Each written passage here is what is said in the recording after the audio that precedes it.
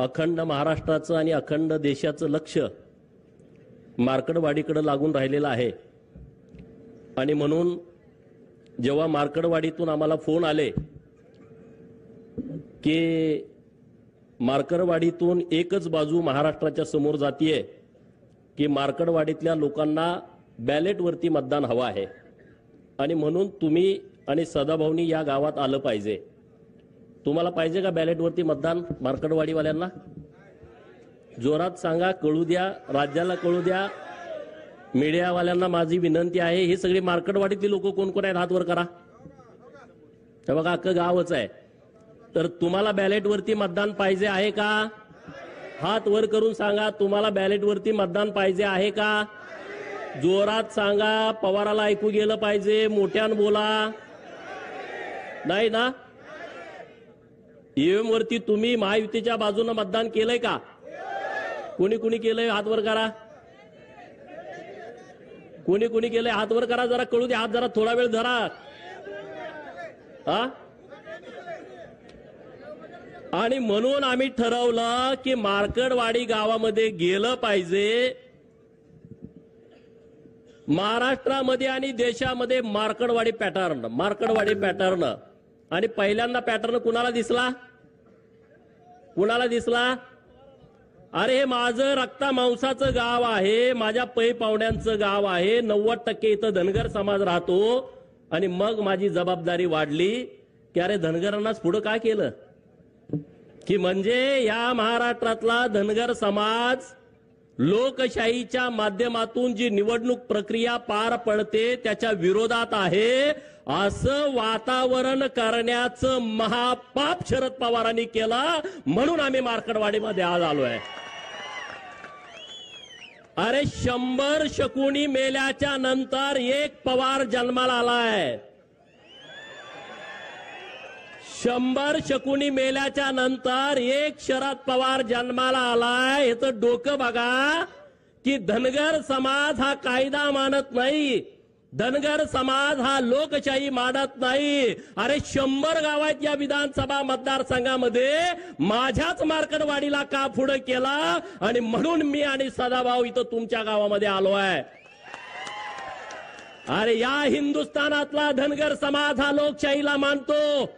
या भारताच्या नवनिर्मितीमध्ये धनगरांचा सिंहाचा वाटा आहे।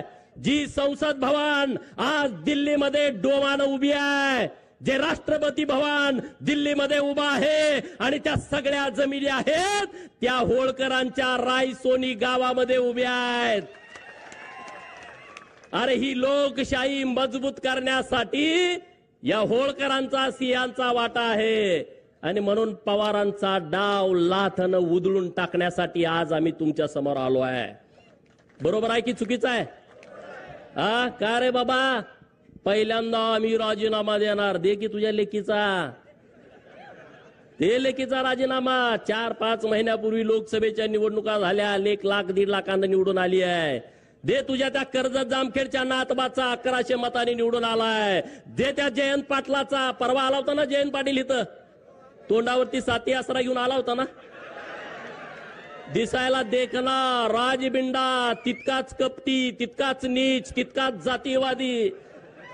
दे ना त्याचा राजीनामा, या तिघांचा राजीनामा द्या आणि हे ईव्हीएमचं आंदोलन सुरू करा। आणि राहुल गांधींनी त्यांनी स्वतःचा आणि त्याच्या बहिणीचा देऊ दे ना राजीनामा आणि मग या आंदोलनामध्ये येऊ दे ना। बरोबर आहे की चुकीचं आहे? बरोबर आहे काय चुकीचं आहे?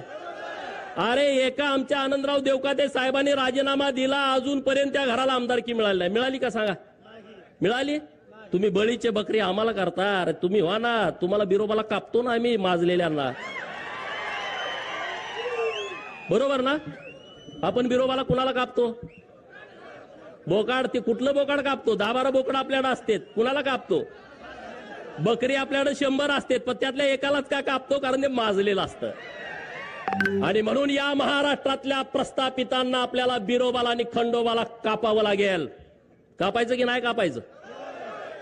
आज महाराष्ट्रामध्ये आणि देशामध्ये निवडणुका झाल्या, ईव्हीएमच्या नावानं तुम्ही आता गळा काढताय। सदाभाऊनी त्यांच्या भाषेत तुम्हाला सांगितलं, अरे बाबानो ही ईव्हीएम आलंय कधी?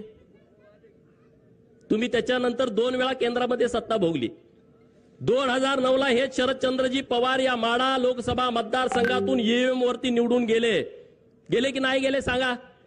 5 वर्ष तुमचे प्रतिनिधी होते. तुमच्या गावात किती वेळा आलते? मार्कडवाडीमध्ये किती वेळा आलते? जरा जोरात कळू द्या. म्हणजे संधी साधायचा असला का हा माणूस कुठे येतो बघा. तुमचा प्रतिनिधी होता तेव्हा हा माणूस तुमच्या गावात आला नाही, एकदा पण आला नाही. अरे तुमच्याच गावात काय, या माढा लोकसभा मतदारसंघामध्ये शेकडो गावात हे कधी गेले नाहीत आले. यांना तुमचं काही देणं घेणं नाही आहे. यांचं कसं आहे, आमच्याच कोंबड्यानं बाग दिली पाहिजे आणि मगच उजाडलं पाहिजे. हा जो गेल्या 50 वर्षापासूनचा प्रयोग सुरू आहे, तो प्रयोग आता त्यांचा कोंबडा देवाभाऊनी कापून खाल्लेला आहे. बरोबर, त्यांचा आता कोंबडा ओरडू शकत नाही आणि त्यामुळे त्यांच्या तळपायाची आग मस्तकात गेलेली आहे. आणि म्हणून ठरवलं की आपल्या लोकांशी जाऊन बोललं पाहिजे. समोर जे आंदोलन करतायत त्याही भावांना माझी विनंती आहे, अरे तुम्ही चुकीचा पायंडा पाडायला लागलाय. कुणासाठी तुम्ही आंदोलन करताय? कसलं आंदोलन करताय? अरे जर समाजाचं आंदोलन असतं, आम्ही सरकारचा विचार केला नसता, आम्ही तुमच्या बाजूने ठामपणे उभं राहिला असतो.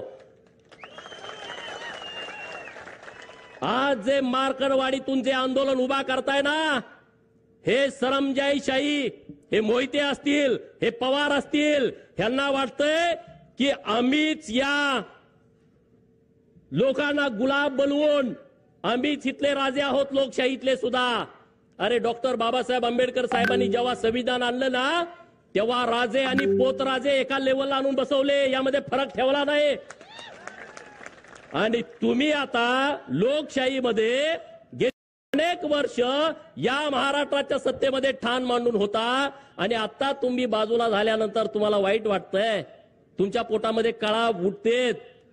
तुमच्या पोटात किती जरी कळा उठल्या तर देवाभाऊ नावाचा डॉक्टर आलाय, चुन्याची गोळी देऊन तुम्हाला बरं करताय. तुम्ही आता टेन्शन घेऊ नका. ईव्हीएम वरती घोटाळा होतोय. अरे माझं 2019ला मी बारामतीमध्ये उभा होतो, माझं डिपॉझिट जप्त झालं, मी भारतीय जनता पार्टीचा उमेदवार होतो. ईव्हीएम मध्ये जर घोटाळा असता तर माझं डिपॉझिट गेलं असतं का? तुम्ही साधा विचार करा. गेलं असतं का सांगा? जरा तरी जवळ आणून चिटकवलं असतं का नसतं?